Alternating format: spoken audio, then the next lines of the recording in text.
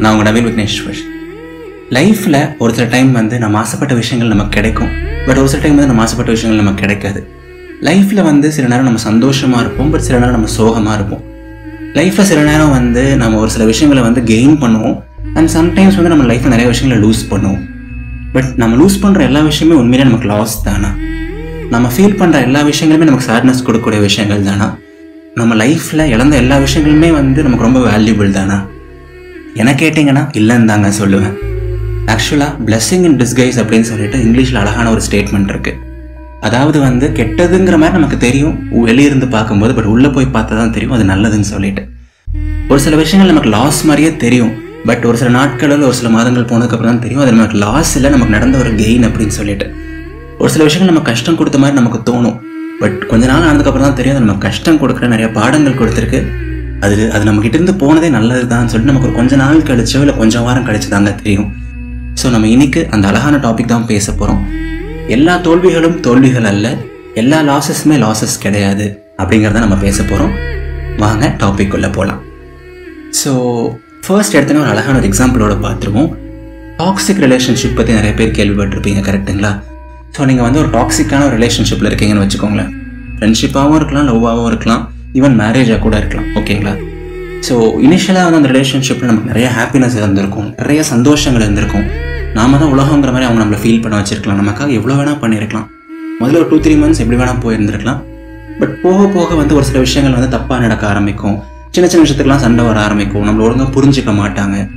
R என்னடா அது முன்னாடி ஹாப்பினஸ் மட்டுமே இருந்துட்டு இருந்துச்சு, இப்போ சேட்னஸ் மட்டுமே இருந்துகிட்டே இருக்கு, என்னடா அது சண்டை வந்துகிட்டே இருக்கு, என்னடா நம்மளை இவ்வளோ ரெஸ்ட்ரிக்ட் பண்ணுறாங்களே, என்னடா நமக்கு வந்து இவ்வளோ கண்டிஷன்ஸ் போடுறாங்களே அப்படின்னு சொல்லிட்டு ஒரு பாயிண்ட்டுக்கு மேலே ஏன்டா அந்த ரிலேஷன்ஷிப்பில் இருக்கோங்கிற அளவுக்கு யோசிக்க வச்சிருக்கோம், கரெக்டுங்களா?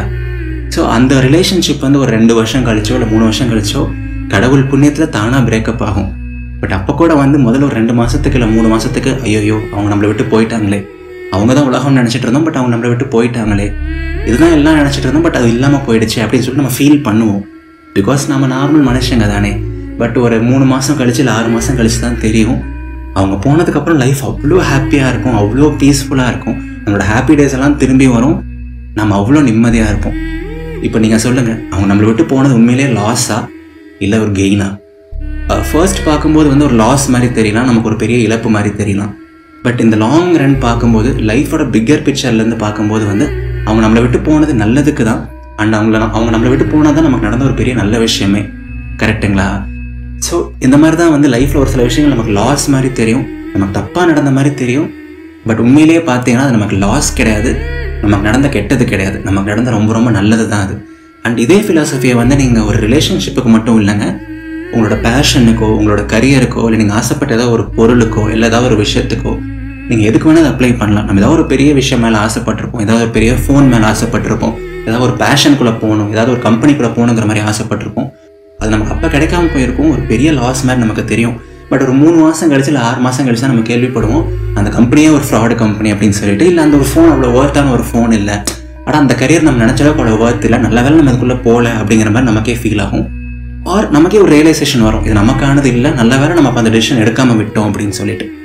ஸோ லைஃப்பில் இப்படி தாங்க எனக்கு தெரிஞ்சு மோஸ்ட் ஆஃப் த திங்ஸ் வந்து நம்ம லாஸ்ன்னு நினச்சிட்டு இருக்கோம், கஷ்டம்னு நினச்சிட்டு இருக்கோம். பட் நண்பா அப்படிலாம் கிடையவே கிடையாது. In life either you win are you learn அப்படின்னு சொல்லுவாங்க. இங்கே லாஸ்ன்னு எதுவுமே கிடையாது, இங்கே நம்ம ஒரு விஷயத்தை இழந்துட்டோம் அப்படின்லாம் எதுவுமே கிடையாதுங்க. எய்தர் நமக்கு ஒரு சில விஷயங்கள் நிறைய சந்தோஷம் கொடுக்கும், இல்லை ஒரு சில பாடங்கள் கொடுக்குமே தவிர வேற எதுவுமே இங்கே கிடையாது, ஓகேங்களா? நம்ம சின்ன வயசில் ஓடி விளையாண்டுருக்கும் போது ஆர் சின்ன வயசில் சைக்கிள் ஓட்டிகிட்டு இருக்கும் போதெல்லாம் தெரியாமல் கீழே விழுந்துரும், நிறையா காயங்கள் படும், கரெக்டுங்களா? உடனே அந்த இடத்துல ரத்தம் வரும், ஒரு மாதிரி சின்னதாக கிழிச்சு விட்டுரும். ஸோ நம்ம உடனே வந்து பயங்கரமாக அழுவோம், இல்லை நமக்கு ரொம்ப கஷ்டமாக இருக்கும். அட என்னடா அது இந்த காயம் பட்டுருச்சு, என்னடா அது நமக்கு ரத்தம் வருது, ஐயோ தெரியாமல் கீழே விழுந்துட்டோமோ, நம்ம ஒரு விஷயத்தை இழந்துட்டோமோ அப்படிங்கிற மாதிரி ஃபீல் பண்ணுவோம், அழுவோம். பட் அந்த காயம்லாம் வந்து பார்த்தீங்கன்னா வந்து ஒரு வாரத்தில் இல்லை 10 நாளில் காணாமல் போயிடும், அந்த காயம் இருந்த இடமே தெரியாத அளவுக்கு போயிடும். ஸோ லைஃப்பில் நமக்கு வர ஒரு சில காயங்கள், ஒரு சில கஷ்டங்கள், ஒரு சில ஏமாற்றங்கள் எல்லாமே அந்த சின்ன சின்ன காயங்கள் மாதிரி தாங்க. முதல்ல ஒரு வாரம் 10 நாள் தான் கஷ்டமாக இருக்கும், பட் அதுக்கப்புறம் நாமளே அதை மறந்துடுவோம், ஓகேங்களா? ஸோ எல்லா காயங்களும் காயங்கள் அல்ல, எல்லா கஷ்டங்களும் கஷ்டங்கள் அல்ல, இட் ஹேப்பன்ஸ், அவ்வளோதான். அதையும் மீறி ஒரு சில காயங்கள் மட்டும்தான் ஒரு பெரிய வடுவாவோ இல்லை ஒரு பெரிய வந்து நமக்கு ஒரு தழும்பு கொடுக்குமே தவிர, எப்பாவது அதுதான் நடக்கும், ரொம்ப ரேராக அது நடக்குமே தவிர நமக்கு நடக்கிற ஒரு சில விஷயங்கள், ஒரு சில கஷ்டங்கள்லாம் உண்மையிலே கஷ்டங்களே கிடையாது. தானா மறைஞ்சு போற, காலத்துல மறைஞ்சு போற காயங்கள் தான், சின்ன சின்ன வலி தான். ஓகேங்களா? ஸோ நான் மறுபடியும் சொல்லணும்னு நினைக்கிற ஒரு விஷயம், நமக்கு லைஃப்ல நடக்கிற ஒரு சில கஷ்டங்கள் வந்து பிளெஸிங் இன் டிஸ்கைஸ் தான். உங்களோட பெர்ஸ்பெக்டிவை மாத்துங்க, அதோட பிரைட்டர் சைடை பாருங்க, கெட்டதுலேயே நடக்கிற நல்லதை பாருங்க, லைஃப்ல முன்னேறி போயிட்டே இருங்க. அண்ட் எதை நினைச்சும் போட்டு ஓவரா யோசிச்சு மனசை போட்டு குழப்பிக்காதீங்க. கண்டிப்பா எல்லாமே நல்லதா நடக்கும். நீங்க ஆசைப்பட்ட எல்லாமே உங்க லைஃப்ல நடக்கும். ஒரு நாள் உங்க லைஃப் உங்களுக்கு பிடிச்ச மாதிரி மாறும். இது சத்தியம். சரிங்களா? ஜென்யூனா இருங்க, முழு மனசா எஃபர்ட்ஸ் போடுங்க. நீங்க ஆசைப்பட்டது கண்டிப்பா உங்க கைக்கு வந்து சேரும். ஓகே? அண்ட் எப்பவுமே முழு மனசை நம்புங்க. வாழ்க்கை ரொம்ப ரொம்ப அழகானது. இது நவீன் விக்னேஸ்வரின் இதயத்தின் குரல். நன்றிகள் 1000. நீங்க இப்ப ஸ்பாட்டிஃபை அந்த மாதிரி ஏதாவது பாட்காஸ்ட் ஆப்ல கேட்டுட்டு இருக்கீங்க அப்படின்னா, இதயத்தின் குரலை ரேட் பண்ற ஆப்ஷன் இருக்கு. ஸோ நீங்க இது வரைக்கும் ரேட் பண்ணல அப்படின்னா கண்டிப்பா இதயத்தின் குரலுக்கு ஒரு 5 ஸ்டார் ரேட்டிங் கொடுங்க. நான் உங்க எல்லாரையும் சிரிக்க வைக்க நிறைய எஃபர்ட்ஸ் போடுறேன். நிறைய ரேட்டிங்ஸ் கிடைச்சா என்னோட ரேங்கிங் இம்ப்ரூவ் ஆகும். அண்ட் எனக்கும் ரொம்ப ஹெல்ப்ஃபுல்லா இருக்கும். ஸோ மறக்காம கண்டிப்பா ரேட் பண்ணுங்க. அடுத்த ஞாயிற்றுக்கிழமை சந்திப்போம். டாடா, பபாய்.